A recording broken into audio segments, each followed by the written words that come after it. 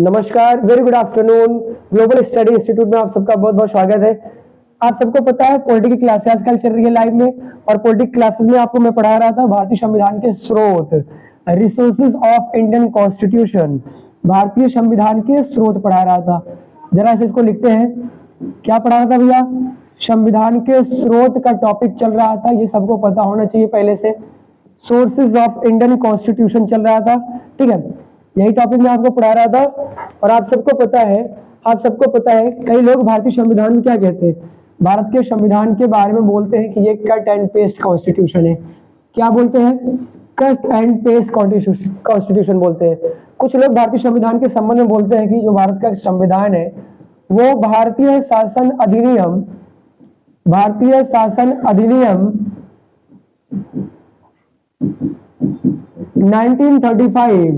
1935 की फोटोकॉपी है।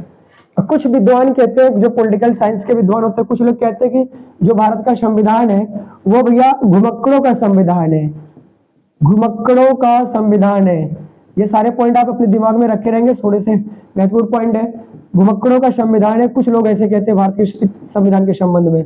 और कुछ लोग कहते हैं कि ये अन इंडियन कॉन्स्टिट्यूशन है, अन इंडियन कॉन्स्टिट्यूशन है। कई सारे लोग तो ऐसे कहते हैं भारतीय संविधान के संबंध में।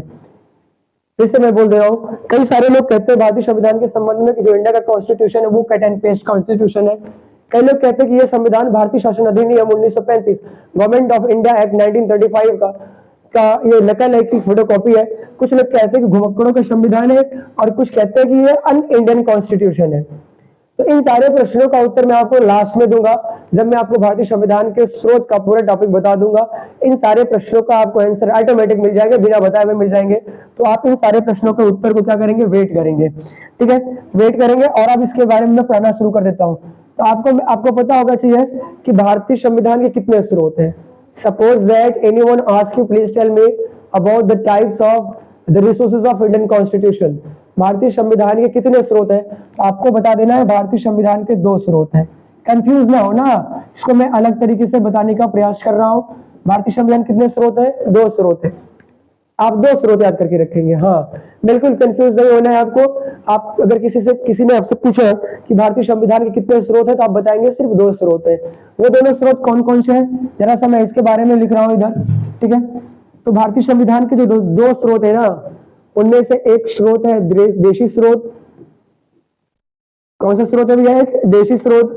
और जो दूसरा स्रोत है भारतीय संविधान का वो है विदेशी स्रोत। कौन सा स्रोत है? विदेशी स्रोत। बिल्कुल, आप ऐसे पढ़ोगे। आप अगर आपको भारतीय संविधान के स्रोत के बारे में पूरी जानकारी लेनी है, इस क्लास को ऐसे पढ़ने का प्रयास करेंगे। 2 स्रोत है भारतीय संविधान के, नंबर 1 देशी स्रोत, और दूसरा वाला कौन सा है? विदेशी स्रोत, ठीक है। जो देशी स्रोत है, अब देशी स्रोत में एक है, जो देशी स्रोत है वो है भारतीय शासन अधिनियम, भारतीय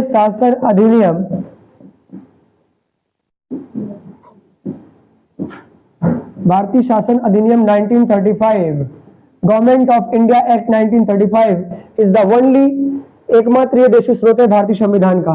तो भारतीय शासन अधिनियम 1935 भारतीय संविधान का एकमात्र देशी स्रोत है।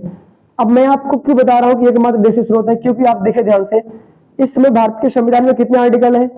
There are 395 article in Indian constitution at present time.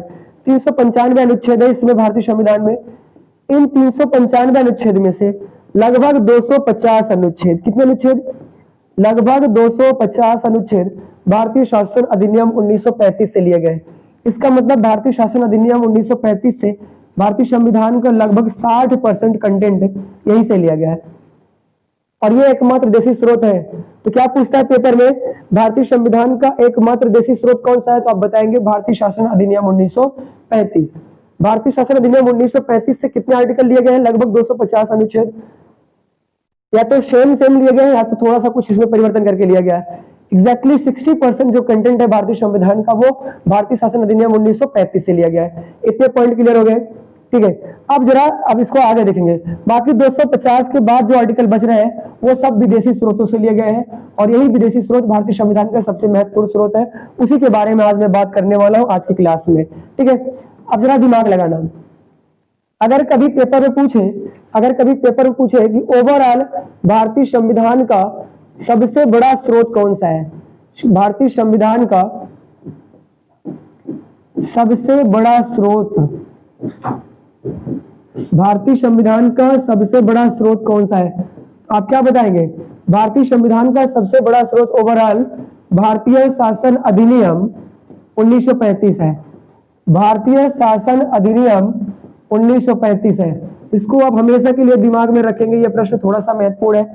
भारतीय शासन अधिनियम 1935, गवर्नमेंट ऑफ इंडिया एक्ट 1935, यह भारतीय संविधान का सबसे बड़ा स्रोत है। यह पॉइंट क्लियर हो गया। ओवरऑल सबसे बड़ा स्रोत है, देशी और विदेशी मिला करके। फिर क्या परीक्षा में पूछता है, अगर पूछे भारतीय संविधान का सबसे बड़ा विदेशी स्रोत कौन सा है, भारतीय संविधान का सबसे बड़ा विदेशी स्रोत कौन सा है, अगर पेपर में पूछे तो आप बताएंगे किस देश का संविधान से सबसे अधिक चीजें भारत के संविधान में ली गई है। जहां से सबसे अधिक चीजें ली गई होंगी वही भारतीय संविधान का सबसे बड़ा विदेशी स्रोत होगा। तो भारतीय संविधान का सबसे बड़ा विदेशी स्रोत जो है ना, वो इंग्लैंड का संविधान है। अब आप लोग कंफ्यूज हो गए होंगे, आपने बहुत सारी किताबों में बहुत सारे शिक्षकों के माध्यम से ये बात पढ़ी होगी कि भारतीय संविधान का सबसे बड़ा विदेशी स्रोत अमेरिका का संविधान है, but that is totally wrong. आज से आप याद करेंगे, भारतीय संविधान का सबसे बड़ा विदेशी स्रोत है इंग्लैंड का संविधान। जितनी चीजें इंग्लैंड के संविधान से भारतीय संविधान में ली गई है, उससे अधिक चीजें और किसी देश के संविधान से नहीं ली गई है। जरा सा आप इस पर भी ध्यान देंगे। तो 2 पॉइंट यहां से आप क्लियर करेंगे। पहला पॉइंट आप ये क्लियर करेंगे कि भारतीय संविधान का ओवरऑल सबसे बड़ा स्रोत अगर पूछे तो आप बताएंगे भारतीय शासन अधिनियम 1935। और अगर विदेशी स्रोत में पूछे सबसे बड़ा विदेशी स्रोत कौन सा है, तो आप बताएंगे इंग्लैंड का संविधान भारतीय संविधान का सबसे बड़ा विदेशी स्रोत है। तो आज हम बात करेंगे भारतीय शासन अधिनियम 1935 के बारे में बात नहीं करेंगे, आज हम बात करेंगे भारतीय संविधान के विदेशी स्रोतों के बारे में बात करेंगे। अब उसी पॉइंट के बारे में बात करेंगे। चलिए, तो भारतीय संविधान के 2 स्रोत है, पहला आपने पढ़ा देशी स्रोत और दूसरा पढ़ेंगे भारतीय संविधान का कौन सा स्रोत भैया, विदेशी स्रोत। भारतीय संविधान का विदेशी स्रोत, यही इसी के बारे में आज टॉपिक पढ़ने जा रहे हैं। भारतीय संविधान का विदेशी स्रोत, विदेशी स्रोत के बारे में आप जो पढ़ रहे थे ना, अगर कभी पेपर में पूछे कितने विदेशी स्रोत है, कितने देशों के संविधान से भारतीय संविधान में अलग अलग चीजें ली गई है, तो आप बताएंगे 10 देशों के संविधान से। कितने देशों के संविधान से? 10 देशों के संविधान से अलग अलग चीजें भारतीय संविधान में ली गई है। तो विदेशी स्रोतों की संख्या कितनी है? 10। सब लोग इस पॉइंट को याद करके रखेंगे। भारतीय संविधान के विदेशी स्रोत कितने हैं, तो आप बताएंगे 10 है। ये 10 देशों के नाम की ट्रिक क्या है, तो मैं आपको एक ट्रिक के माध्यम से उसको बता रहा हूं। ट्रिक क्या है? आबिद आज रुक जा, आबिद आज रुक जा, हमें फ्रांस एंड यूएसए जाना है।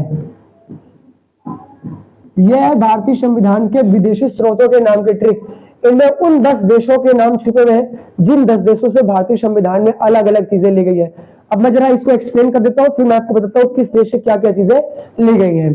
सबसे पहले आपको दिख रहा होगा आ से कौन सा देश याद करेंगे? आयरलैंड। आ से आप कौन सा देश याद करेंगे भैया? आयरलैंड।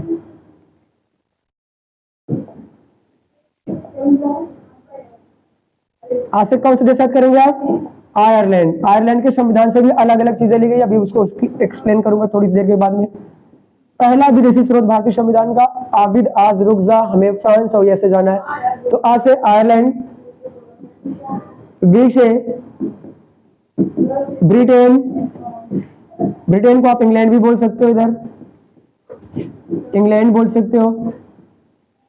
और यही ब्रिटेन यानी इंग्लैंड का जो संविधान है वो भारतीय संविधान का सबसे बड़ा विदेशी स्रोत भी है।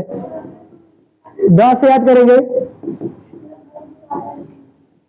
दक्षिण अफ्रीका, साउथ अफ्रीका, ठीक है। फिर क्या याद करके रखेंगे आप? फिर आ रहा है आबिद आज, तो आ से फिर क्या याद करेंगे? आ से ऑस्ट्रेलिया। कौन सा देश भैया? ऑस्ट्रेलिया याद करके रखेंगे। और फिर 5वां देश कौन सा आ रहा है? जैसे कौन सा देश याद करेंगे आप? जर्मनी याद करेंगे। तो भारतीय संविधान के ये 5 विदेशी स्रोत हो गए आबिद आज, ठीक है। इतने पॉइंट क्लियर हो गए। तो आबिद आज क्या करना है? रुक जाना है। तो आगे देखते हैं 5 विदेशी स्रोत हो गए, ठीक है। छठा विदेशी स्रोत आपको यहाँ पे दिखा गया रुख, रा से याद करेंगे, रा से रूस, तब रूस का नाम रूस हुआ नहीं करता था, तब रूस का नाम सोवियत संघ रूस यानी यूएसएसआर हुआ करता था, United Soviet socialist Republic of Russia इसका पूरा नाम हुआ करता था। तो छठा विदेशी स्रोत है रूस। सातवां याद करेंगे का से, कौन से देश है, कनाडा, कनाडा याद करेंगे। फिर क्या करना है आपको, क्या करना है, जा से याद करना है। आठवां विदेशी स्रोत जा से आप याद करेंगे जापान, जापान। फिर याद करेंगे नौवां देश फ्रांस है, एफ से, फ्रांस है, ये भारतीय संविधान का नौवां विदेशी स्रोत। और 10वां कौन सा है भैया, USA, United state of America, मतलब संयुक्त राज्य अमेरिका, यानी अमेरिका भी बोल सकते हो आप इसको, संयुक्त राज्य अमेरिका। तो कुल मिलाकर के आपको क्या याद करना है कि भारतीय संविधान के जो विदेशी स्रोत है ना, उनकी संख्या कितनी है, 10। कितने विदेशी स्रोत है भारतीय संविधान के, 10। और अगर 10 देशों के नाम पूछे पेपर में दे देगा ना, निम्नलिखित में से किस देश से अलग अलग चीजें भारतीय संविधान में ली गई है या नहीं ली गई है, ऐसा आप क्वेश्चन दे तो आप इस ट्रिक को याद करके रखेंगे। इस ट्रिक के माध्यम से सारे विदेशी स्रोतों के नाम आप याद करके रखेंगे। तो आबिद आज रुक जा, हमें फ्रांस और यस से जाना है। तो आ से आयरलैंड, बी से ब्रिटेन, द से दक्षिण अफ्रीका, आ से ऑस्ट्रेलिया, जा से जर्मनी, र से रूस, क से कनाडा, जा से जापान, एफ से फ्रांस और यूएसए है संयुक्त राज्य अमेरिका। यही 10 देश है जिनसे अलग अलग चीजें भारतीय संविधान में ली गई है। और अगर इन्हीं 10 देशों में पूछे कि भारतीय संविधान का सबसे बड़ा विदेशी स्रोत कौन सा है, तो आप क्या बताएंगे, भारतीय संविधान का सबसे बड़ा विदेशी स्रोत कौन सा है भैया, ब्रिटेन का संविधान यानी इंग्लैंड का संविधान। और ओवरऑल सबसे बड़ा स्रोत कौन सा है, तो ओवरऑल सबसे बड़ा स्रोत है भारतीय शासन अधिनियम 1935। 395 अनुच्छेदों में से भारतीय संविधान के 395 अनुच्छेदों में से लगभग 250 अनुच्छेद भारतीय शासन अधिनियम 1935 से लिया गया है। बाकी सारे अनुच्छेद यही 10 देशों के संविधान से लिया गया है। तो इन्हीं 10 देशों से क्या क्या चीजें ली गई है, आज के वीडियो में, आज की क्लास में हम उसी चीज के बारे में बात करेंगे। तो पहला विदेशी स्रोत भारतीय संविधान का, तो सबसे पहला विदेशी स्रोत भारतीय संविधान क्या करेंगे आप, आयरलैंड। कौन सा देश याद करेंगे भैया, आयरलैंड। आयरलैंड से कौन कौन सी चीजें भारतीय संविधान में ऐड की गई है, 10 को हम याद करेंगे क्रम से। तो सबसे पहला विदेशी स्रोत भारतीय संविधान का आयरलैंड। आयरलैंड के संविधान से क्या क्या चीजें ली गई है, तो सबसे महत्वपूर्ण चीज ली गई है आयरलैंड के संविधान से क्या, राज्य के नीति निर्देशक तत्व, राज्य के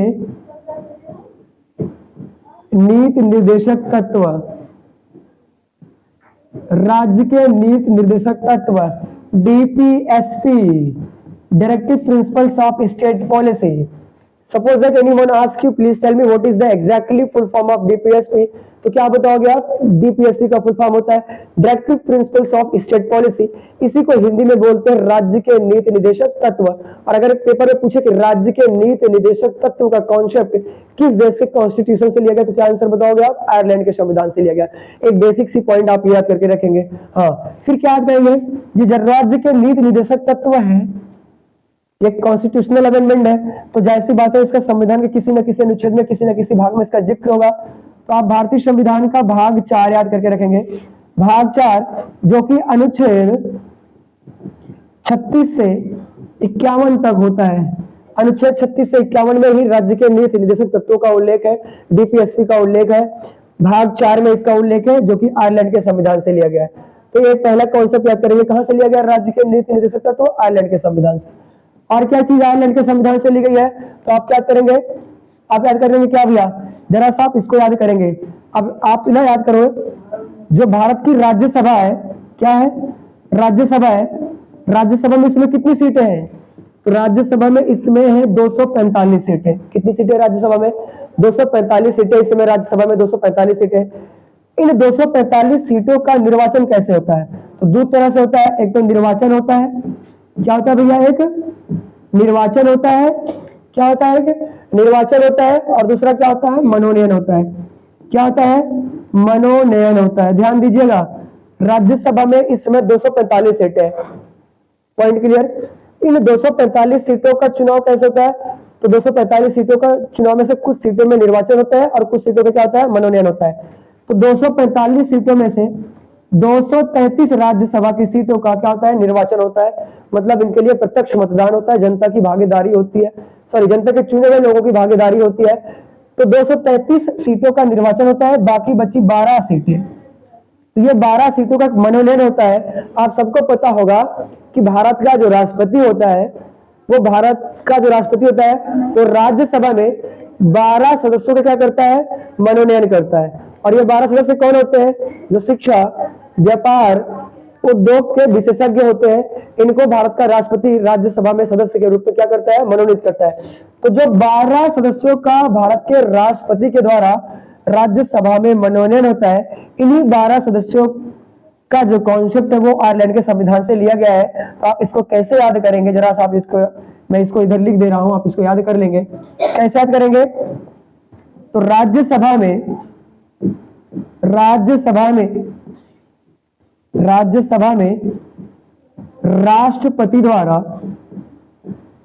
राष्ट्रपति द्वारा सदस्यों का मनोनयन।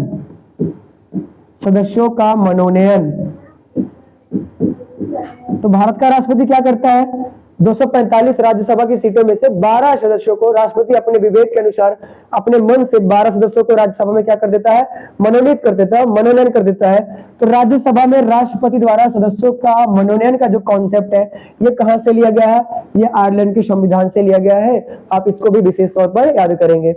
और क्या चीजें ली गई है आयरलैंड के संविधान से, तीसरी सबसे महत्वपूर्ण चीज क्या लिया गया है कि इलेक्शन प्रोसेस ऑफ प्रेसिडेंट, राष्ट्रपति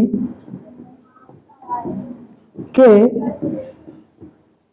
चुनाव की प्रक्रिया, राष्ट्रपति का चुनाव, अगर पूछे राष्ट्रपति के चुनाव की प्रक्रिया, राष्ट्रपति के चुनाव का जो कॉन्सेप्ट है ये कहां से लिया गया है, तब भी बताएंगे आप आयरलैंड के संविधान से लिया गया है। अब इसको आप एक और तरीके से याद कर सकते हैं। अब आप बताओ जरा कि राष्ट्रपति का चुनाव कौन करता है, क्या जनता की प्रत्यक्ष भागीदारी होती है, नहीं।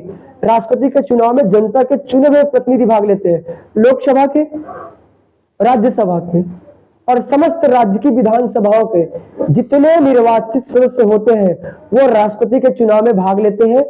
और लोकसभा के सदस्य, राज्यसभा के सदस्य, समस्त राज्य की विधानसभाओं के निर्वाचित सदस्य प्लस दिल्ली और पौंडीचेरी की जो विधानसभा है उसके जो निर्वाचित सदस्य होते हैं, इन सबसे मिलकर बनता है राष्ट्रपति का क्या, राष्ट्रपति का निर्वाचक मंडल।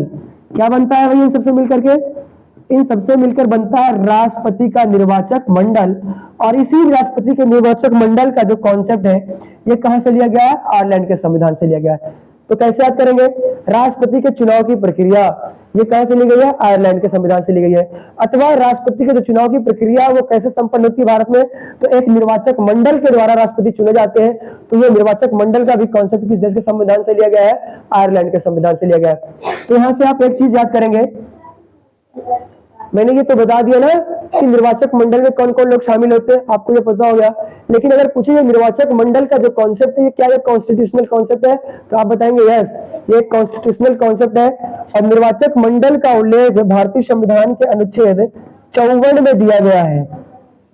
आर्टिकल 54 ऑफ इंडियन कॉन्स्टिट्यूशनल क्या दिया गया इसमें राष्ट्रपति के निर्वाचक मंडल की बात करी गई है। और इस निर्वाचक मंडल में कौन कौन लोग शामिल होते हैं इसको मैंने आपको बता दिया है, आप इसको भी याद करके रखेंगे। तो ये तीन चीजें किस देश के संविधान से ली गई है, आयरलैंड के संविधान से ली गई है, इसको आप विशेष तौर पर याद करेंगे। तो भारतीय संविधान का पहला विदेशी स्रोत हो गया कौन से देश का संविधान, आयरलैंड का संविधान। सब लोग इसको मेरे ख्याल से मैं आशा करता हूँ इसको लिख लिए होंगे। दूसरा जो भारतीय संविधान का विदेशी स्रोत है ना वो है कनाडा। कहाँ का संविधान भैया, कनाडा का संविधान। कनाडा के संविधान से भी बहुत सारी चीजें ली गई है, आप इसको भी याद करके रखेंगे। क्या क्या चीजें ली गई है, सबसे पहली तो आप याद करेंगे केंद्र एवं राज्य के मध्य का संबंध, केंद्र एवं राज्य के मध्य संबंध, केंद्र एवं राज्य के मध्य का जो संबंध है ये किस देश के संविधान से लिया गया, भारतीय संविधान में, तो कनाडा के संविधान से लिया गया। इसको भी विशेष तौर पर याद करेंगे। अब यहाँ पे आप सबको यह पता होना चाहिए भारतीय संविधान की जो 7वीं अनुसूची होती है उसमें क्या बात करी गई है। 7वीं अनुसूची में केंद्र एवं राज्य के मध्य शक्तियों के विभाजन की बात है, मतलब केंद्र एवं राज्य के मध्य संबंध का उल्लेख आप सबको पता होना चाहिए ना। तो केंद्र एवं राज्य के मध्य संबंध है वो 7वीं अनुसूची में 3 सूचियों में है ना, कितनी सूचियों में है, 3 सूची में। उनमें से एक सूची है संघ सूची, दूसरी सूची है राज्य सूची और तीसरी सूची है समवर्ती सूची। समवर्ती सूची, संघ सूची, राज्य सूची और समवर्ती सूची। ये किस अनुसूची में है? 7वीं अनुसूची में। जो चीज 7वीं अनुसूची में है, मतलब केंद्र एवं राज्य का जो संबंध 7वीं अनुसूची में है, वो 3 सूचियों में विभक्त है, संघ सूची, राज्य सूची और समवर्ती सूची। मैंने इन तीनों सूचियों के बारे में भारतीय संविधान की अनुसूचियों वाले क्लास में मैंने आपको पूरा इसके बारे में डिटेल में A to Z बता रखा है। आप इसको जरा विशेष तौर पर याद करेंगे। तो आप याद करेंगे केंद्र एवं राज्य के मध्य जो संबंध है वो 3 सूचियों में विभक्त है, संघ सूची, राज्य सूची और समवर्ती सूची। तो उनमें से जो संघ सूची है, जो यूनियन लिस्ट है, संघ सूची के विषयों के आधार पर केंद्र सरकार कानून बनाती है, इसके बारे में मैंने आपको पूरा बता दिया था पिछली वाली क्लास में। दूसरी है राज्य सूची। तो ये संघ सूची और ये राज्य सूची का जो कॉन्सेप्ट है, शांत यार उन लोगों को, संघ सूची और राज्य सूची का जो कॉन्सेप्ट है, ये दोनों किस देश के संविधान से ली गई है? कनाडा के संविधान से ली गई है। और इनमें जो समवर्ती सूची है ऑस्ट्रेलिया के संविधान से ली गई है। इसको भी आप विशेष तौर पर याद करके रखेंगे। हालांकि अभी समवर्ती सूची के बारे में जब ऑस्ट्रेलिया का मैं ऑस्ट्रेलिया के बारे में पढ़ाऊंगा तो आपको बताऊंगा। तो केंद्र और राज्य के मध्य जो संबंध है 3 सूची में विभक्त है, संघ सूची, राज्य सूची और समवर्ती सूची। उनमें से जो संघ सूची है और जो राज्य सूची है दोनों कहां से ली गई है? कनाडा के संविधान से ली गई है। और एग्जैक्टली क्या लिखा गया है? केंद्र एवं राज्य के मध्य संबंध। ये आप याद करेंगे कनाडा के संविधान से। दूसरी क्या चीज ली गई कनाडा के संविधान से? आप इसको भी याद करेंगे। और क्या चीज ली गई कनाडा के संविधान से? आप इसको भी याद करके रखेंगे। हाँ, अब आपको पता होगा, आप लोग जरा शांत रहिए जितने लोग बैठे हैं, ये लाइव क्लास चल रही है, लाइव चल रही है, शांत रहिए थोड़ा सा। क्या याद करेंगे इसको? आप सबको यह पता होना चाहिए कि केंद्र और राज्य के मध्य जो संबंध है वो 7वीं सूची में जिसका उल्लेख है वो 3 सूची में विभक्त है, संघ सूची, राज्य सूची और समवर्ती सूची। संघ सूची के विषय पर केंद्र सरकार कानून बनाती है और राज्य सूची के विषय पर राज्य सरकार कानून बनाती है, और समवर्ती सूची के विषय पर केंद्र सरकार और राज्य सरकार दोनों लोग कानून बनाती है। ये आपको पता है, सबको पता है ना ये कॉन्सेप्ट। अब आप ये बताएंगे जरा सा, ऐसे विषय जो न संघ सूची के विषय है, न राज्य सूची के विषय है और न समवर्ती सूची के विषय है, इन पर कानून बनाने का अधिकार किसका है? तो इन पर कानून बनाने का अधिकार केंद्र सरकार को यानी भारत की संसद को है। आपको ये पता होना चाहिए। तो केंद्र सरकार का वो अधिकार जिसके अंतर्गत केंद्र सरकार यानी संसद संघ सूची, राज्य सूची और समवर्ती सूची के विषयों के अतिरिक्त अन्य विषय पर कानून बनाती है, केंद्र सरकार के इस अधिकार को बोलते हैं संसद की अवशिष्ट शक्तियां या केंद्र की अवशिष्ट शक्तियां।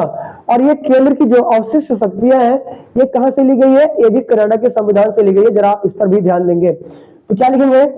संसद की अथवा केंद्र की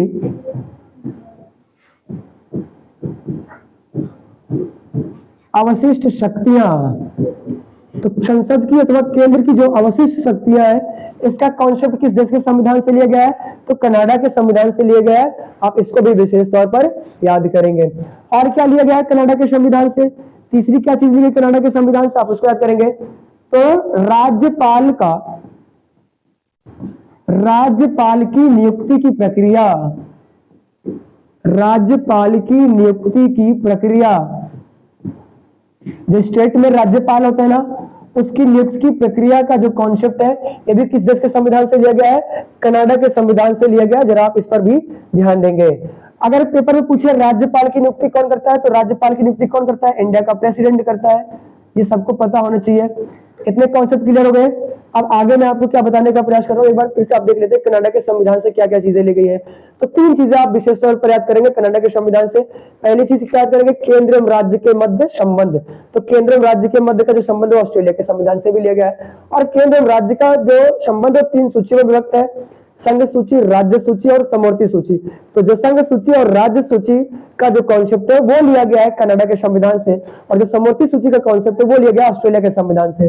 दूसरी चीज क्या लिया गया है? ऐसे विषय जो न संघ सूची के विषय है, न राज्य सूची के विषय है और न समवर्ती सूची के विषय है, ऐसे विषयों पर कानून बनाने का अधिकार संसद को है, और संसद का अधिकार अवशिष्ट विधायी शक्तियां कहलाता है या अवशिष्ट शक्तियां कहलाता है। ये भी कहां से लिया गया है? कनाडा के संविधान से लिया गया है। और क्या चीज ली गई कनाडा के संविधान से? तो राज्यपाल की नियुक्ति का कॉन्सेप्ट भी कनाडा के संविधान से लिया गया है। जरा आप इसको भी विशेष तौर पर याद करके रखेंगे।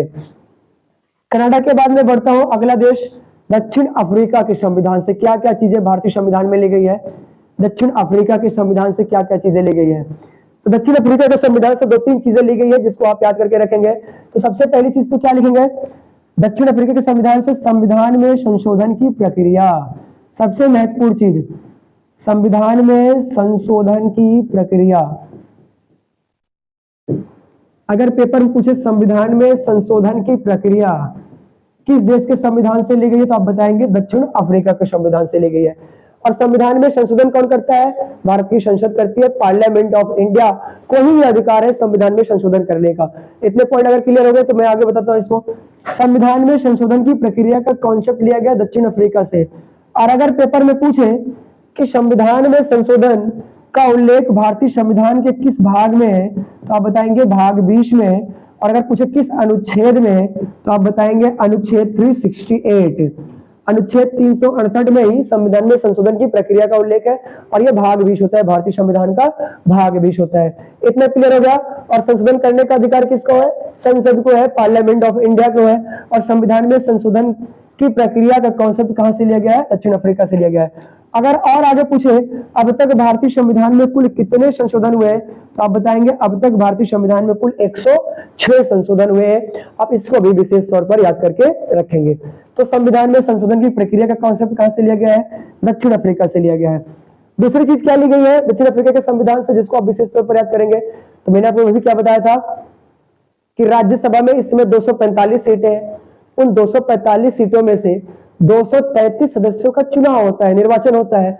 और 12 सदस्यों का भारत के राष्ट्रपति के द्वारा क्या होता है? मनोनयन होता है। तो भारत के राष्ट्रपति के द्वारा जो 12 सदस्यों का मनोनयन होता है उसका कॉन्सेप्ट लिया गया है आयरलैंड के संविधान से। Point clear? और अगर जो 233 सदस्यों का जो चुनाव होता है, जो निर्वाचन होता है, अगर पूछे इसका कॉन्सेप्ट कहां से लिया गया, तो आप बताएंगे दक्षिण अफ्रीका के संविधान से लिया गया। तो इसको कैसे लिखोगे आप? राज्यसभा में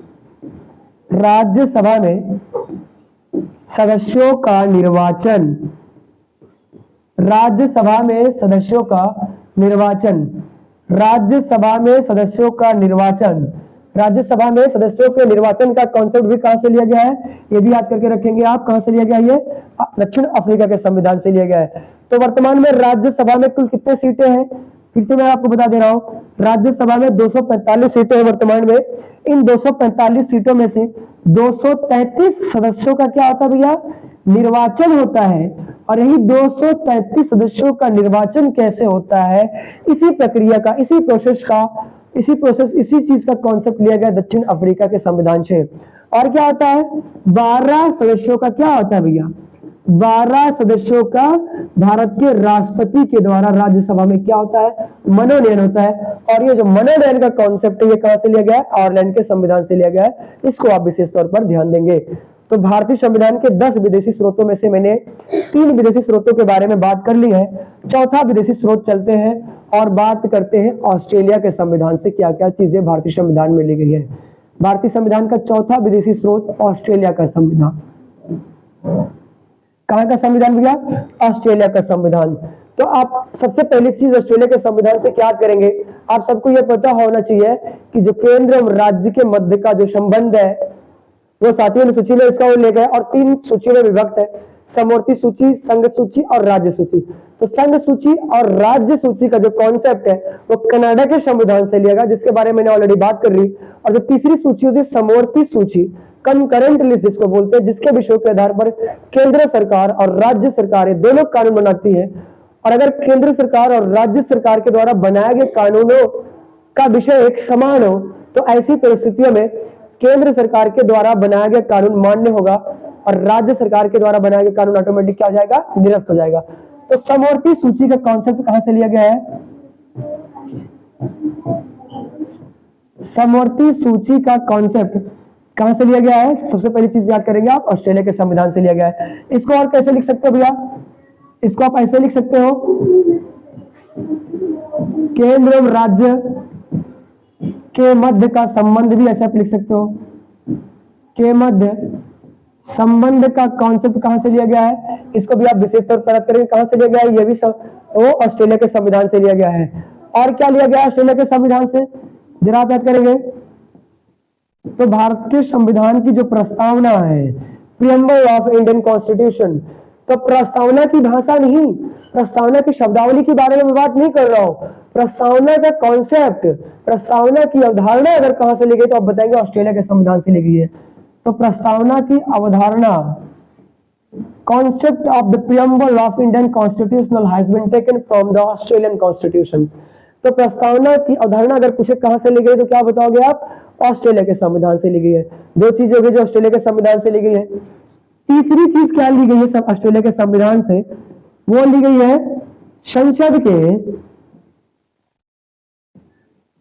दोनों सदनों की, मतलब लोकसभा और राज्यसभा की, संसद के दोनों सदनों की, यहां से बहुत प्रश्न बनते हैं, संसद के दोनों सदनों की संयुक्त बैठक, संसद के दोनों सदनों की संयुक्त बैठक का कॉन्सेप्ट अगर पूछे किस देश के संविधान से लिया गया है तो आप बताएंगे ऑस्ट्रेलिया के संविधान से लिया गया है। बट यहां पर जो याद करने वाली चीज यह है कि संसद के दोनों सदनों की संयुक्त बैठक कब आयोजित होती है। बड़ा बेहतरीन प्रश्न है, तो मैं आपको बताने का यह प्रयास कर रहा हूं, आप इसको जरा ध्यान से सुनेंगे। संसद के दोनों सदनों की संयुक्त बैठक तब होती है जब लोकसभा और राज्यसभा के मध्य किसी विधेयक के संबंध में, किसी बिल के संबंध में कोई गतिरोध उत्पन्न हो गया हो, तो संसद के दोनों सदनों क्या होती है भैया? संयुक्त बैठक होती है। और क्या क्या प्रश्न यहां से परीक्षा में बनता है? संसद के दोनों सदनों की संयुक्त बैठक का उल्लेख संविधान के किस अनुच्छेद में है? अगर ऐसा प्रश्न पूछे तो क्या बताओगे? This is very important question about Indian constitution. तो संसद के दोनों सदनों की संयुक्त बैठक का उल्लेख भारतीय संविधान के अनुच्छेद 108 में है। आप इसको भी विशेष तौर पर याद करके रखेंगे। तो भारतीय संविधान का अनुच्छेद 108 क्या बताता है कि संसद के दोनों सदनों में किसी विधेयक के संबंध में अगर कोई गतिरोध उत्पन्न हो रहा है, कोई अवरोध उत्पन्न हो रहा है, तो संसद के दोनों सदनों की संयुक्त बैठक बुलाई जाती है और संयुक्त बैठक का उल्लेख भारतीय संविधान के अनुच्छेद 108 में है। प्रश्न यहां से क्या बनता है परीक्षा में? संयुक्त बैठक बुलाता कौन है? तो संयुक्त बैठक बुलाता कौन है? कौन बुलाएगा? किसका अधिकार है? यहां से प्रश्न बनता है। कई लोग इसका आंसर बताते हैं कि लोकसभा का जो अध्यक्ष होता है वो संयुक्त बैठक बुलाता है, तो यह प्रश्न सीधा गलत है। न तो लोकसभा का अध्यक्ष संसद के दोनों सदनों की संयुक्त बैठक को बुलाता है, न तो राज्यसभा का सभापति यानी भारत का उपराष्ट्रपति बुलाता है, ना तो भारत का प्रधानमंत्री बुलाता है। तो बुलाता कौन है? संसद के दोनों सदनों की संयुक्त बैठक को बुलाता कौन है? तो बुलाता है भैया राष्ट्रपति। कौन बुलाता है? संसद के दोनों सदनों की संयुक्त बैठक बुलाता है राष्ट्रपति। और इसकी अध्यक्षता कौन करेगा फिर? यह प्रश्न भी तो बनता है परीक्षाओं में। तो संसद के दोनों सदनों की संयुक्त बैठक को भले बुलाता है राष्ट्रपति, लेकिन अध्यक्षता राष्ट्रपति नहीं करता। तो अध्यक्षता कौन करता है? तो संसद के दोनों सदनों की संयुक्त बैठक की अध्यक्षता करता है लोकसभा का अध्यक्ष। लोकसभा का अध्यक्ष, ये भी आप विशेष तौर पर याद करके रखेंगे। ये प्रश्न भी थोड़ा सा महत्वपूर्ण है, थोड़ा सा क्या, बहुत ही महत्वपूर्ण है। तो संसद के दोनों सदनों की संयुक्त बैठक का कॉन्सेप्ट कहां से लिया गया है? तो लिया गया है ऑस्ट्रेलिया के संविधान से। दोनों सदनों की संयुक्त बैठक का उल्लेख किस अनुच्छेद में? तो अनुच्छेद 108 में। बुलाता कौन है? राष्ट्रपति, लेकिन अध्यक्षता कौन करता है? लोकसभा का अध्यक्ष। और राष्ट्रपति कब बुलाता है संयुक्त बैठक? जब किसी विधेयक के संबंध में, किसी बिल के संबंध में संसद के दोनों सदनों में कोई गतिरोध उत्पन्न हो गया होगा, तो joint sitting of the parliament of Indian houses बुलाई जाती है। तो इतना आप याद करके रखेंगे। तो यह ऑस्ट्रेलिया के संविधान से लिया गया सारी चीजें। अगला स्रोत जो विदेशी स्रोत है भारतीय संविधान का 5वां, और यह है जर्मनी का संविधान। जर्मनी के संविधान से क्या क्या चीजें ली गई भारतीय संविधान में, अब इसके बारे में बात करते हैं। आप सबको पता होगा कि भारतीय संविधान का जो भाग 18 है, जिसका उल्लेख भारतीय संविधान के अनुच्छेद 352 से लेकर के 360 में है, उनमें से 352 अनुच्छेद, 356 अनुच्छेद और 360 अनुच्छेद, ये 3 अनुच्छेद बड़े उल्लेखनीय हैं, बड़े महत्वपूर्ण हैं। उनमें से अनुच्छेद 352 राष्ट्रीय पात की बात करता है, और जो अनुच्छेद 356 है वो किसी राज्य में राष्ट्रपति शासन की बात करता है, और जो अनुच्छेद 360 है वो वित्तीय आपात की बात करता है। तो पेपर में कैसे प्रश्न पूछेगा? जो आपातकालीन प्रावधान है, जो आपातकालीन प्रावधान है, तो यह आपातकालीन प्रावधान का कॉन्सेप्ट किस देश के संविधान से लिया गया है, तो आप बताएंगे जर्मनी के संविधान से लिया गया। पहला विशेष चीज आप याद करके रखेंगे, ठीक है। आपातकालीन प्रभाव, अब आपको पता होगा भारत में राष्ट्रीय आपात कब लगता है, तो भारत में राष्ट्रीय आपात कई सारी परिस्थितियों में लगता है। किस अनुच्छेद के अंतर्गत लगता है, तो अनुच्छेद आप याद करेंगे, अनुच्छेद 352 के अंतर्गत ही भारत में राष्ट्रीय आपात लगता है और लगाने का काम करता है राष्ट्रपति। इसकी बहुत सारी परिस्थितियां होती है, उस परिस्थितियों के बारे में हम जब आपको भारतीय संविधान का भाग 18 पढ़ाएंगे तब उसके बारे में बात करेंगे। अभी आप सिर्फ इतना याद करेंगे, जो आपातकालीन प्रावधान है यह किस देश के संविधान से लिया गया है, तो जर्मनी के संविधान से लिया गया, और इस चीज का उल्लेख किस अनुच्छेद में है, अनुच्छेद 352 में। और क्या लिया गया जर्मनी के संविधान से, तो आपातकाल जब लगेगा तो क्या होगा भैया, आपातकाल के दौरान मूल अधिकारों का निलंबन,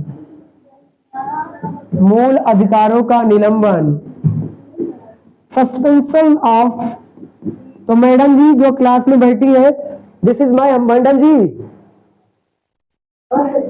जी आप ये बताएंगी, मैंने यहाँ पे एक कॉन्सेप्ट लिखा है जर्मनी के संविधान से, मैं इसको पढ़ा रहा हूँ। एक तो आपातकालीन प्रावधान लिया गया जर्मनी के संविधान से, दूसरी क्या चीज ली गई है, आपातकाल के दौरान मूल अधिकारों का suspension of fundamental rights during the emergency. तो आपातकाल के दौरान भारत के नागरिकों के सभी मूल अधिकार क्या हो जाते हैं, निरस्त हो जाते हैं।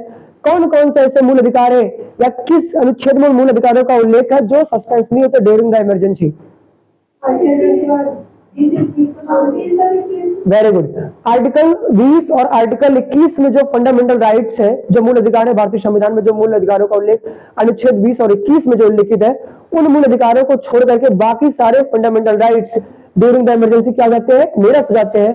तो आपातकाल के दौरान मूल अधिकारों का निलंबन का जो कॉन्सेप्ट है, ये भी कहां से लिया गया है, जर्मनी के संविधान से लिया गया। इसको भी आप विशेष तौर पर याद करके रखेंगे। तो कौन कौन से मूल अधिकार निलंबित नहीं होते, तो अनुच्छेद 20 और अनुच्छेद 21 में जो मूल अधिकारों का उल्लेख है, इन दो मूल अधिकारों को छोड़ करके बाकी सारे फंडामेंटल राइट्स इमरजेंसी के दौरान, आपातकाल के दौरान क्या जाते हैं, निरस्त हो जाते हैं। तो ये दोनों कॉन्सेप्ट किस देश के संविधान से लिए गए, जर्मनी के संविधान से लिए गए। इसको भी आप याद करके रखेंगे। तो भारतीय संविधान का छठा विदेशी स्रोत, अब जिसके बारे में बात करने जा रहा हूं, इसको जरा आप याद करेंगे।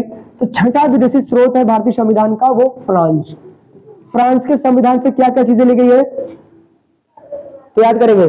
तो मेरा एक और क्वेश्चन आप सबसे है, जितने लोग इधर बैठे हुए, फ्रांस की क्रांति का नारा क्या था? समानता। हाँ, तो फ्रांस की क्रांति का नारा था स्वतंत्रता, समानता और बंधुत्व।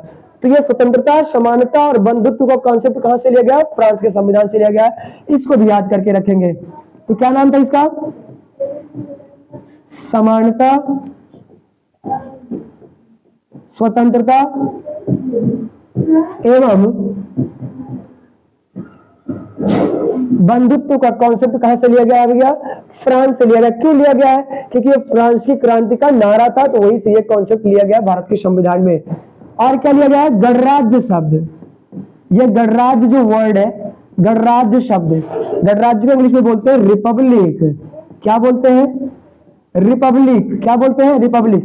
तो ये गणराज्य शब्द या रिपब्लिक शब्द कहां से लिया गया है, तो आप बताएंगे ये भी कहां से लिया गया है, फ्रांस के संविधान से लिया गया है। ये भी भारतीय संविधान का एक महत्वपूर्ण स्रोत है। इसके बारे में भी आप विशेष तौर पर याद करके रखेंगे। तो फ्रांस के संविधान से कितनी चीजें, दो चीजें। क्या क्या चीजें, एक गणराज्य शब्द और दूसरा समानता, स्वतंत्रता एवं बंधुत्व शब्द। ये कहां से लिया गया, फ्रांस के संविधान से लिया गया। इसको भी आप याद करके रखेंगे, ये भी एक महत्वपूर्ण स्रोत है। दूसरा, अब तीसरी मैं बात करने जा रहा हूं, अगला स्रोत भारतीय संविधान का जो सातवां विदेशी स्रोत है, और वो स्रोत कौन सा संविधान है, सोवियत संघ रूस। सोवियत संघ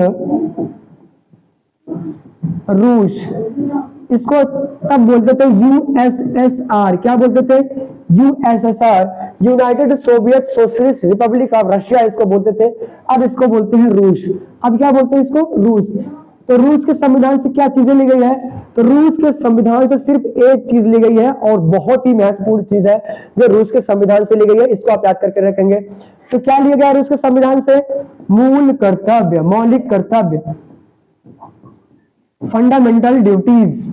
तो मौलिक कर्तव्य का कॉन्सेप्ट कहां से लिया गया है? सोवियत संघ रूस के संविधान से लिया गया है।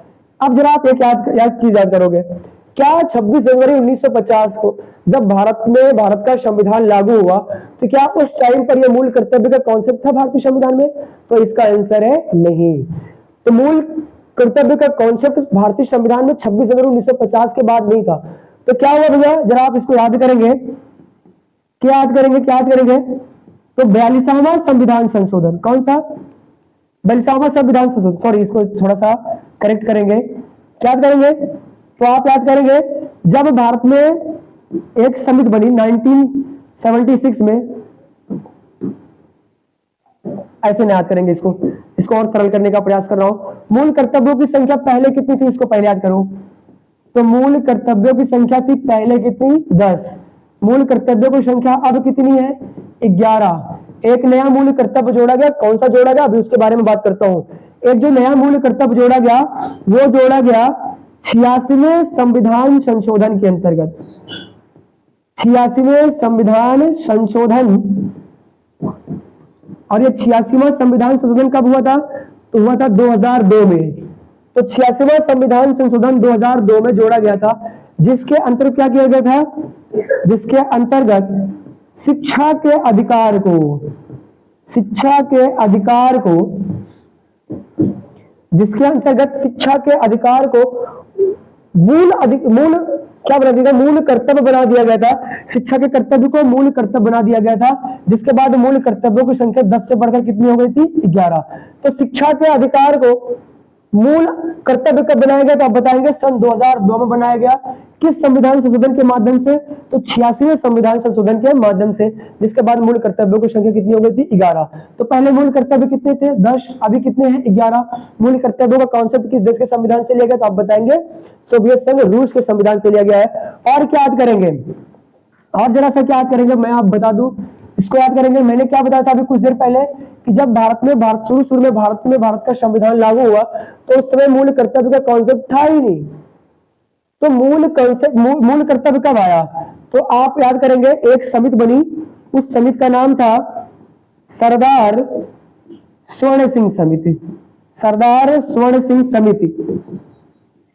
तो सरदार स्वर्ण सिंह समिति की सिफारिश के आधार पर ही, कौन सी समिति की सिफारिश के आधार पर?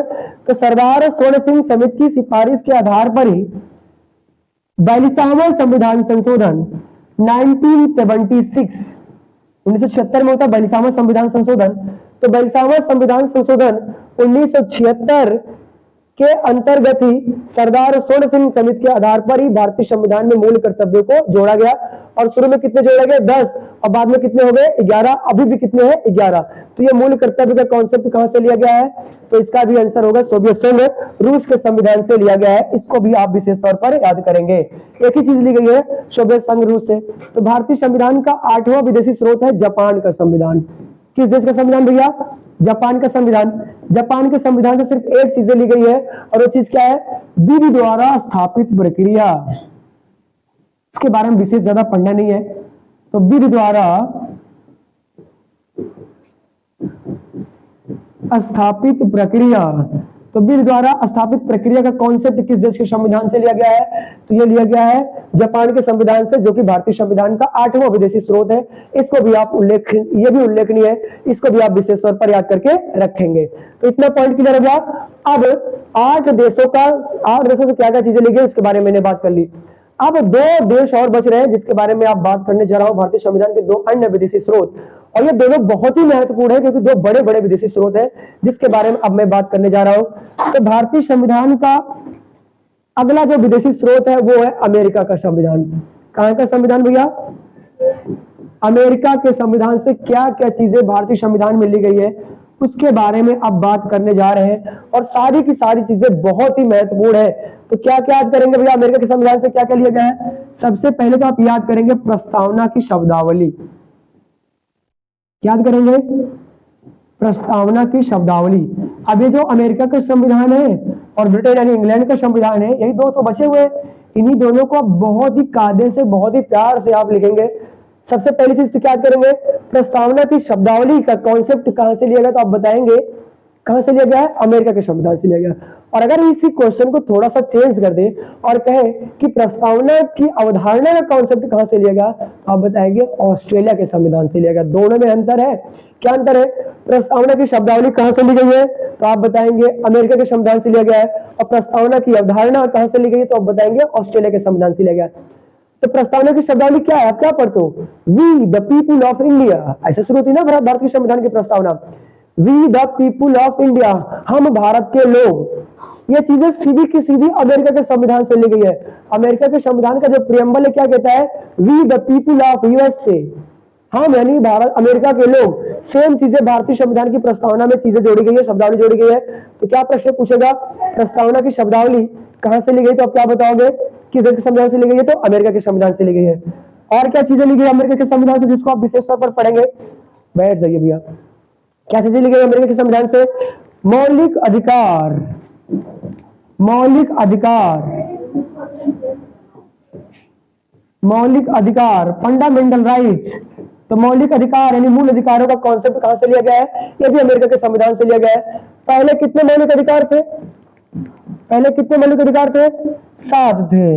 अब कितने मौलिक अधिकार है? 6 मौलिक अधिकार है। कौन सा एक मौलिक अधिकार निरस्त हुआ यानी मूल अधिकार निरस्त हुआ? तो संपत्ति का अधिकार। ये भी पहले मूल अधिकार हुआ करता था, लेकिन 44वां संविधान संशोधन 1978 के द्वारा संपत्ति के अधिकार को मूल अधिकारों की श्रेणी से हटा दिया गया, जिसके बाद भारतीय संविधान में मूल अधिकारों की संख्या कितनी बची? 6। अभी कितने मूल अधिकार है इस समय? 6। पहले कितने थे? 7 थे। तो ये मूल अधिकारों का कॉन्सेप्ट, फंडामेंटल राइट्स का कॉन्सेप्ट कहां से लिया गया है? अमेरिका के संविधान से लिया गया है। इस बात को भी आप कायदे से याद करके रखेंगे। अगला क्या लिया गया? अमेरिका के संविधान से लिया गया, जो आप याद करेंगे। तो अगली चीज क्या ली गई अमेरिकी संविधान से? तीसरी चीज, शक्तियों का पृथक्करण है। उनको शांत करो यार। शक्तियों का पृथक्करण, सेपरेशन ऑफ पावर। शक्तियों के जो पृथक्करण का जो कॉन्सेप्ट है, ये कहां से लिया गया है? तो ये भी अमेरिका के संविधान से लिया गया है। तीसरी चीज है जो अमेरिका के संविधान से लिया गया है, इसको भी आप विशेष तौर पर याद करके रखेंगे। ये शक्तियों का पृथक्करण क्या है? जैसे भारत में क्या होता है, तो भारत में आपने पढ़ा होगा एक व्यवस्थापिका होती है। क्या होती है? व्यवस्थापिका होती है। दूसरी क्या होती है? कार्यपालिका होती है। और तीसरी क्या होती है? न्यायपालिका होती है। न्यायपालिका होती है। अब ये व्यवस्थापिका, कार्यपालिका और न्यायपालिका में क्या है? तो व्यवस्थापिका, कार्यपालिका, न्यायपालिका जो होती है ना, ये तीनों एक दूसरे के कार्य में कभी हस्तक्षेप नहीं करती। सबको अलग अलग से पावर दिया गया है, एक दूसरे कार्य में हस्तक्षेप नहीं करती। इसी से इसको क्या बोलते हैं? शक्तियों का पृथक्करण, सेपरेशन ऑफ पावर, या डिसेंट्रलाइजेशन ऑफ पावर भी इसको आप बोल सकते हो। शक्तियों का विकेंद्रीकरण भी इसको बोल सकते हो। अलग अलग संस्थाओं को अलग अलग शक्तियां दी गई है। जैसे जो भारत की कार्यपालिका और न्यायपालिका में हस्तक्षेप नहीं करेगी, और जो भारत की न्यायपालिका और व्यवस्थापिका और कार्यपालिका में हस्तक्षेप नहीं करेगी, इसी को बोलते हैं सेपरेशन ऑफ पावर। तो ये जो सेपरेशन ऑफ पावर का कॉन्सेप्ट ये कहां से लिया गया है? अमेरिका के संविधान से लिया गया है। इसको भी आप याद करके रखेंगे। और क्या चीजें अमेरिका के संविधान से ली गई है? और क्या चीजें ली गई? चौथी क्या चीज ली गई अमेरिका के संविधान से, जिसको आप याद करेंगे? विधि का समान संरक्षण। क्या भैया? विधि का समान संरक्षण। मतलब अगर भारत की पार्लियामेंट ने कोई कानून बना दिया, कोई लॉज बना दिया, कोई एक्ट बना दिया, तो उसका सब लोग एक समान क्या करेंगे? संरक्षण करेंगे या पालन करेंगे। तो विधि का समान संरक्षण का जो कॉन्सेप्ट है, भी कहां से लिया गया है? आप इसको भी याद करके रखेंगे, अमेरिका के संविधान से लिया गया है। और क्या लिया गया है? अगली चीज मैं जो बताने जा रहा हूं, बड़ा बेहतरीन चीज है, बड़ी बेहतरीन चीज है। 5वीं चीज, राष्ट्रपति पर महाभियोग की प्रक्रिया, इम्पीचमेंट ऑन प्रेसिडेंट, महाभियोग की प्रक्रिया। बहुत ही बेहतरीन चीज, हजारों बार परीक्षाओं में आया हुआ प्रश्न है। राष्ट्रपति के ऊपर महाभियोग की प्रक्रिया का कॉन्सेप्ट अगर पूछे किस देश के संविधान से लिया गया है, तो आप बताएंगे अमेरिका के संविधान से लिया गया है। लेकिन इसमें आपको विशेष तौर पर क्या क्या चीजें याद करनी होगी। अगर मैं आपसे पूछूं कि भारत के संविधान में किस जगह राष्ट्रपति के ऊपर महाभियोग की प्रक्रिया का उल्लेख है, इम्पीचमेंट ऑन प्रेसिडेंट, तो आप बताएंगे अनुच्छेद 61 में। किस अनुच्छेद में? अनुच्छेद 61 में राष्ट्रपति के ऊपर महाभियोग की प्रक्रिया का उल्लेख है। इतना आप याद करके रखेंगे। अगर भारत के राष्ट्रपति के ऊपर महाभियोग लगाया जा रहा है उनको, अगर वो पद का दुरुपयोग कर रहे हैं और उनके ऊपर महाभियोग लगाया जा रहा है, तो महाभियोग की प्रक्रिया के द्वारा भारत के राष्ट्रपति को पद से हटाया जा सकता है। Is that clear? तो अगर राष्ट्रपति के ऊपर महाभियोग लगाया जा रहा है तो क्या राष्ट्रपति को इसकी सूचना देनी अनिवार्य होती है? जी हाँ, इसका आंसर है जी हाँ, राष्ट्रपति को इसकी सूचना देनी अनिवार्य होती है। कितने दिन पहले राष्ट्रपति को इसकी सूचना देनी अनिवार्य होती है? यही मेन पॉइंट है। तो राष्ट्रपति को महाभियोग लगाने के 14 दिन पहले महाभियोग की प्रक्रिया की जानकारी देनी क्या होती है? अनिवार्य होती है। इसको भी आप विशेष तौर पर याद करेंगे। तो राष्ट्रपति पर जो महाभियोग लगाने का जो कॉन्सेप्ट है, ये कहां से लिया गया है? ये भी लिया गया है कहां से? ये अमेरिका के संविधान से लिया गया। इसको भी आप विशेष तौर पर याद करेंगे। जितने लोग क्लास में बैठे हैं शांत रहिए, लाइव क्लास चल रही है। Don't try to disturb the class, ज्यादा आवाज ना करिए, नहीं तो यहाँ पर गला काटने का कॉन्सेप्ट है।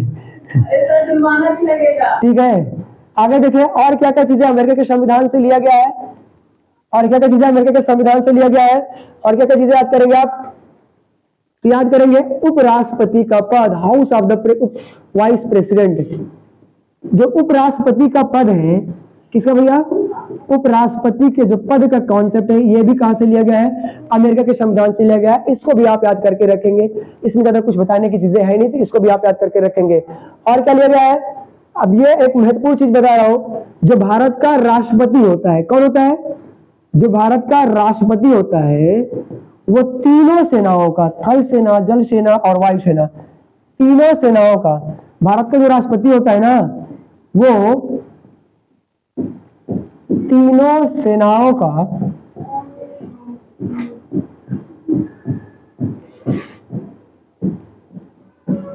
संयुक्त कमांडर होता है, कमांडर इन चीफ होता है भारत का राष्ट्रपति तीनों सेनाओं का। तो भारत का जो राष्ट्रपति होगा वो तीनों सेनाओं का चीफ होगा, संयुक्त कमांडर होगा। इस चीज का कॉन्सेप्ट भी किस देश के संविधान से लिया गया है? अमेरिका के संविधान से लिया गया है। इसको भी आप याद करके रखेंगे। एक प्रश्न भारत के अनुच्छेद के संबंध में आपको बता दे रहा हूं, भारतीय संविधान के किस अनुच्छेद के अंतर्गत भारत का राष्ट्रपति तीनों सेनाओं का अध्यक्ष होता है? हेड ऑफ द आर्मी होता है भारत का राष्ट्रपति, किस अनुच्छेद के अंतर्गत? तो आप बताएंगे अनुच्छेद 53। यह बहुत बार परीक्षा में पूछा है। अनुच्छेद 53 के अंतर्गत ही भारत का जो उपराष्ट्रपति होता है वो तीनों सेनाओं का क्या होता है? चीफ होता है, संयुक्त कमांडर होता है, कमांडर इन चीफ होता है भारत का राष्ट्रपति। और क्या चीज ली गई अमेरिका के संविधान से?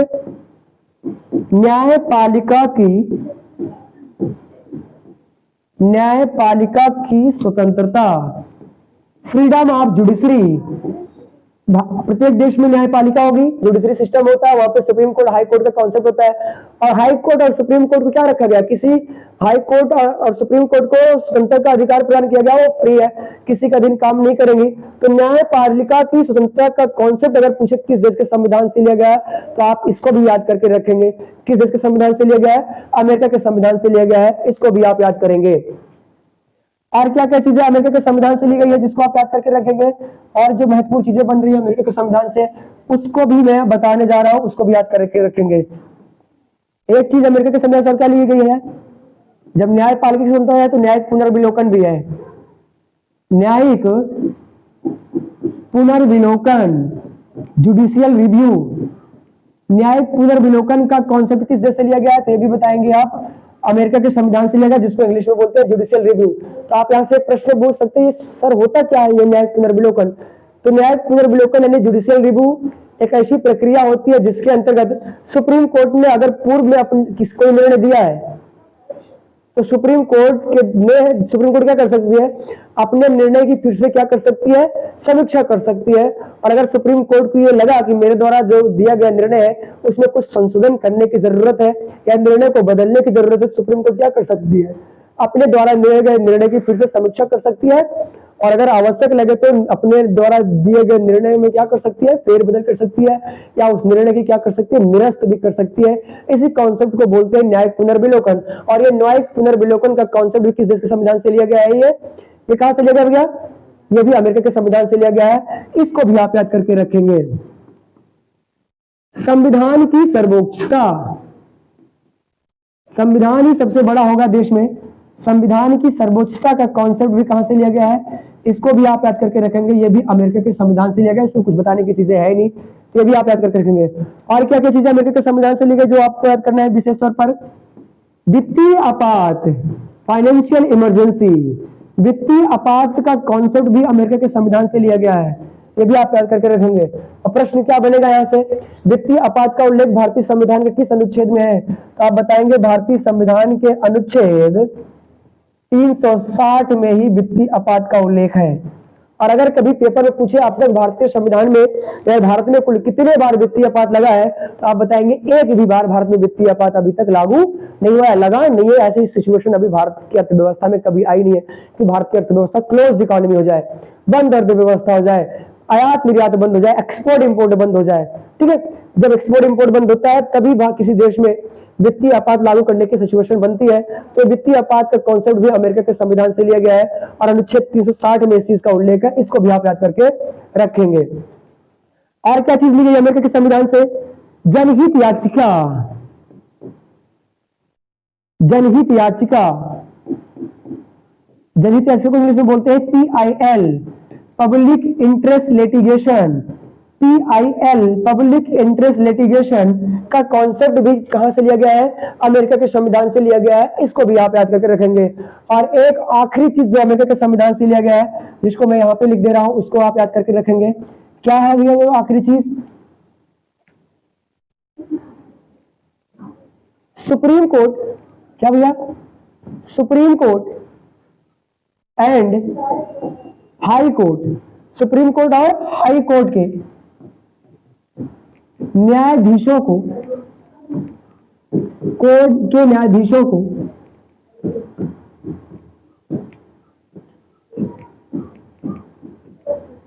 पद से हटाने की प्रक्रिया, पद से हटाने की प्रक्रिया, मतलब जो भारत की सुप्रीम कोर्ट है अनुच्छेद 124 में जिसकी स्थापना का उल्लेख है, और जो भारत में 25 हाई कोर्ट है, उनके न्यायाधीशों को पद से कैसे हटाया जा सकता है, इस चीज का कॉन्सेप्ट भी कहां से लिया गया है, अमेरिका के संविधान से लिया गया है। इसको भी आप याद करके रखेंगे, यह भी बड़ी उल्लेखनीय चीज है।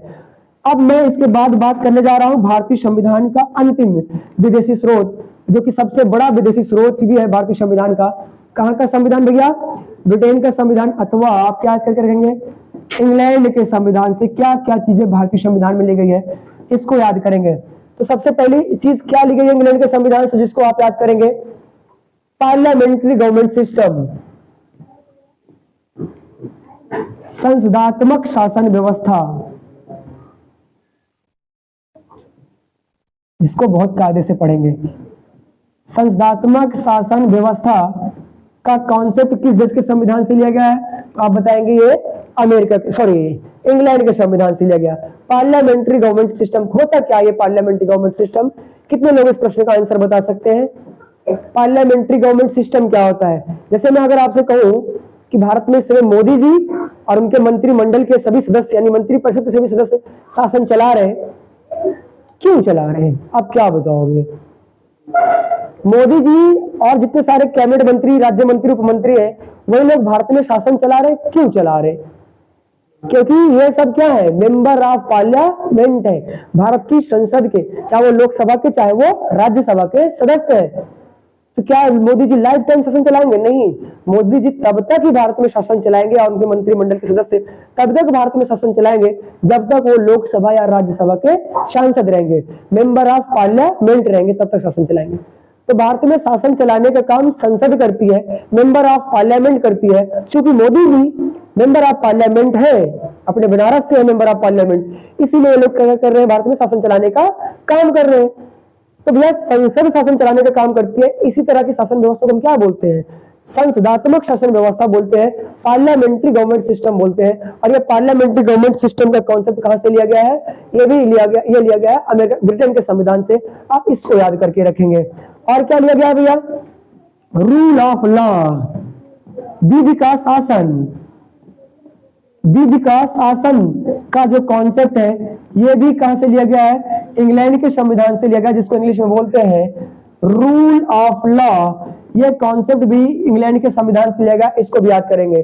अब ये विधि का शासन क्या है, मतलब पार्लियामेंट, जो इंडिया की जो पार्लियामेंट है, संसद है, उसने जो विधि यानी कानून बना दिया, वही विधि या कानून भारत में शासन चलाने का काम करेगा, जिसको बोलते हैं रूल ऑफ लॉ। कौन शासन चलाने का काम करेगा, पार्लियामेंट के द्वारा बनाए गए विधि। वही शासन चलाने का काम करेगा। तो विधि का शासन का जो कॉन्सेप्ट है ये कहां से लिया गया है? इंग्लैंड से लिया गया है। और ये जो विधि का शासन है, भारतीय संविधान का अनुच्छेद 14 क्या बताता है कि भारत के रहने वाले सभी लोग कानून के समक्ष क्या है? एक समान है। समानता का अधिकार के अंतर्गत आता है ना अनुच्छेद 14। कानून का समक्ष क्या है? सब लोग क्या है? एक समान है। वो विधि का शासन उसी चीज को एक्सप्लेन कर रहा है एग्जैक्टली। अब इसमें कुछ एक्सेप्शन है। भारत का राष्ट्रपति और राज्यपाल को विधि का जो शासन है उससे उनको छूट प्रदान की गई है, ठीक है। इसके अलावा सांसदों को और विधायकों को भी विधि के शासन से थोड़ी सी छूट प्रदान की गई है। बट आप इतना याद करके रखेंगे, विधि का शासन का कॉन्सेप्ट कहां से लिया गया है? इंग्लैंड के संविधान से लिया गया है। और क्या लिया गया इंग्लैंड के संविधान से? एकल नागरिकता। क्या ली गई भैया? सिंगल सिटीजनशिप, एकल नागरिकता। नागरिकता संबंधी प्रावधान भारतीय संविधान के भाग 2 में है ना। भाग 2 में किस अनुच्छेद से किस अनुच्छेद तक? अनुच्छेद 5 से लेकर के 11 तक है। और अगर मैं आपसे पेपर में पूछूं कि भारत में कैसी नागरिकता का प्रावधान है, तो एकल नागरिकता का प्रावधान है। लेकिन अगर अमेरिका में जाओगे ना, अमेरिका के किसी निवासी से पूछोगे आप कहाँ के निवासी हो, तो बताएगा मैं फ्लोरिडा का निवासी हूँ, मैं न्यूयॉर्क का निवासी हूँ, मैं लॉस एंजलिस का निवासी हूँ, साथ में मैं अमेरिका का निवासी हूँ। क्यों 2 बार बता रहा है? क्योंकि वहां पर दोहरी नागरिकता का कॉन्सेप्ट है। वो न्यूयॉर्क का भी नागरिक है, लॉस एंजलिस का भी नागरिक है, साथ में अमेरिका का भी नागरिक है। उसको दोहरी नागरिकता का कॉन्सेप्ट है। लेकिन आप किसी भारतीय से पूछोगे आप कहाँ के नागरिक हो, तो आप क्या बताते हो? आप बताते हो ना मैं भारत का नागरिक हूँ। क्या बताते हो? मैं उत्तर प्रदेश का नागरिक हूँ, मैं राजस्थान का, मैं मध्य प्रदेश का नागरिक हूँ। ऐसा तो आप नहीं बताते ना। आप क्या बताते हो? मैं भारत का नागरिक हूँ। यानी भारत के लोगों को कैसी नागरिकता प्रदान की गई है? सिंगल सिटीजनशिप है, एकल नागरिकता प्रदान की गई है। तो ये एकल नागरिकता का कॉन्सेप्ट कहां से लिया गया है? ब्रिटेन के संविधान से लिया गया है। इसको भी आप विशेष तौर पर याद करके रखेंगे। और क्या क्या चीजें ली गई है ब्रिटेन के संविधान से जिसको आप याद करेंगे? लोकसभा के अध्यक्ष का पद। आपको पता होगा ना, लोकसभा में 2 पदाधिकारी होते हैं, लोकसभा का अध्यक्ष और लोकसभा का उपाध्यक्ष। तो उसमें से जो लोकसभा का अध्यक्ष होता है, तो लोकसभा के जो अध्यक्ष का जो पद है, इसका कॉन्सेप्ट कहां से लिया गया है? इसका कॉन्सेप्ट लिया गया है ब्रिटेन के संविधान से। इसको भी आप याद करके रखेंगे। ये भी इंग्लैंड के संविधान से लिया गया, इसको भी आप याद करके रखेंगे। इतनी चीजें आप याद हो गई। और क्या क्या चीजें ली गई? 2 चीजें और ली गई है इंग्लैंड के संविधान से जिसको आप याद करेंगे। एक ली गई है भैया, एक ली गई है, इसको याद करेंगे, विधि निर्माण की प्रक्रिया। विधि निर्माण की प्रक्रिया। और दूसरी जो ली गई है वो महत्वपूर्ण है, दूसरी ली गई है सामूहिक उत्तरदायित्व। सामूहिक उत्तरदायित्व। सामूहिक उत्तरदायित्व का क्या मतलब होगा भैया? जरा इसके बारे में बात कर लेते हैं। सामूहिक उत्तरदायित्व का मतलब, जैसे मान लो अभी विदेश मंत्री कौन है भारत में? एस जयशंकर। उनके बारे में कहा जा रहा है कि बहुत बढ़िया काम करे, बहुत बढ़िया विदेश मंत्री है। तो जब विदेश मंत्री के रूप में एस जयशंकर बढ़िया काम कर रहे हैं, तो क्या अब क्या बोलोगे? खाली एस जयशंकर बढ़िया काम नहीं कर रहे हैं, इसका मतलब उनकी पूरी सरकार बढ़िया काम कर रही है। अगर कोई फेलियर आ रहा है सरकार का, तो सारी सरकार फेल हो रही है। सबका क्या है? ये सामूहिक उत्तरदायित्व, पूरी सरकार फेल हो जा रही है। और अगर सरकार सफल हो रही है कार्य करने में, तो पूरी सरकार को इसका श्रेय देना चाहिए। तो मतलब सफलता असफलता, गलत और सही दोनों में सामूहिक उत्तरदायित्व होगा सरकारों का। तो ये सामूहिक उत्तरदायित्व का कॉन्सेप्ट भी कहां से लिया गया है? इंग्लैंड के संविधान से लिया गया है। इसको भी आप विशेष तौर पर याद करके रखेंगे। तो ये थे भारतीय संविधान के कितने विदेशी स्रोत? 10 विदेशी स्रोत, जिसके नाम की ट्रिक थी आबिद आज रुक जा, हमें फ्रांस और यूएसए जाना है, जिसके बारे में हमने बात करी। अब आप देखो भारतीय संविधान में कितने अनुच्छेद है? इसमें 395 अनुच्छेद है। उनमें से 250 अनुच्छेद भारतीय शासन अधिनियम 1935 से लिया गया है। बाकी बचे सारे अनुच्छेद इन 10 देशों के संविधान से लिया गया है।